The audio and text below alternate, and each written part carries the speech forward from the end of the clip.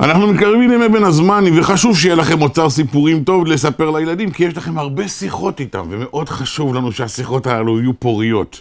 בספר משלי שואלים כתוב שפעם השר של המלך ניגש לכל חבריו השרים והודיע שבשליחות המלך הוא טס להודו הרחוקה. ומשום כך הוא מציע לכל אחד מהם לבקש משהו שלא ניתן להשיג במקום הזה, והוא ירכוש לו מהודו הרחוקה. ואכן, כל אחד ביקש משהו, עד שהוא עבר ליד ציפור מדברת, ציפור מיוחדת שהייתה כלואה בתוך כלוב בארמונו של המלך. הציפור שאלה את השר, ומדוע אתה לא שואל אותי מה תרכוש לי?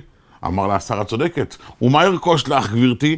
ענתה לו הציפור, אם תפגוש חברה שעשויה מהזן שלי, ויודעת לדבר כמוני, תשאל אותה, איך אני יכולה לברוח מהיכל המלך? כי אני כלואה כאן בתוך כלוב.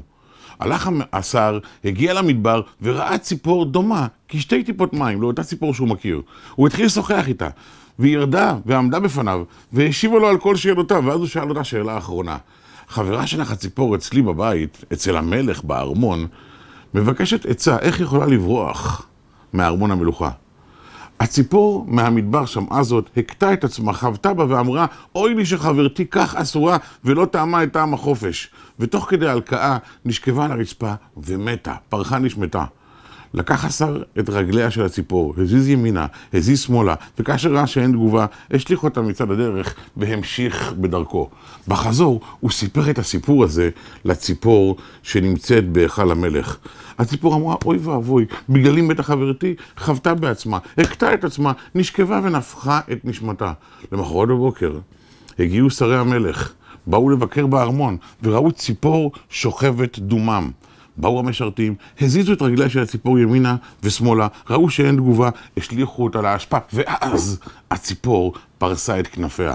בעצם הציפור מהמדבר הפכה את השר למישהו שמגלה לציפור החברה איך ניתן לברוח מהיכל המלך מבלי שהוא יבין שהוא אפילו השליח, כי הרי השר לא באמת רצה שהיא תעזוב את היכל המלך.